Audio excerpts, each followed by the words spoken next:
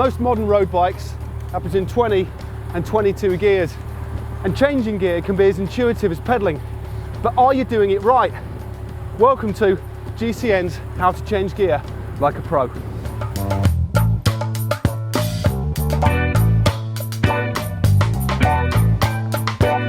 To a large extent, how fast you pedal, or your cadence, is self-selected.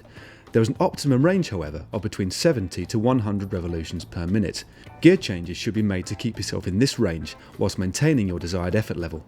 There is no way of telling what gear should be used in a given situation, as it depends on a rider's personal ability. But if you can keep your cadence in this region, you know you are doing okay. For most riders, a compact chain set at the front is a good idea, with a 50 and 34 tooth chainring and an 11 to 25 cassette. This gives you a nice low gear for steep climbs, but a top gear that is the equivalent of 53/12. Now, one of the things you shouldn't do is change gear under load. It creates a lot of hassle. The ideal thing to do is select the gear nice and early, especially on a steep climb, as we are now. Now, Tom's going to get the gear wrong, and I'm going to get the gear right by selecting it early. Here's how to do it. I'm in the gear now, spinning quite nicely. There's quite a steep hairpin here. Now, I'm not going to change gear under load. I've selected the gear already. I can just cruise around this corner nice and easy. And Tom changes gear. Already got a bit of a gear crunch, and I've left him behind. Again, it's all about selecting the gear nice and early and thinking ahead. Avoid extremes on the cassette.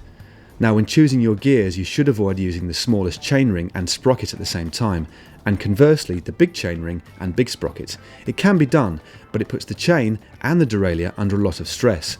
So for the health and longevity of your gears, avoid it.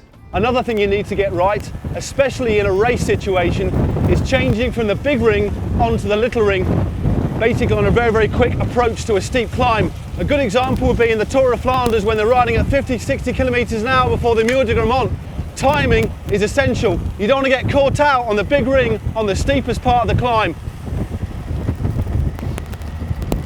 So get it early, in the middle of the block, from big ring to little ring efficiently, and you're on the climb, full acceleration, and you're away.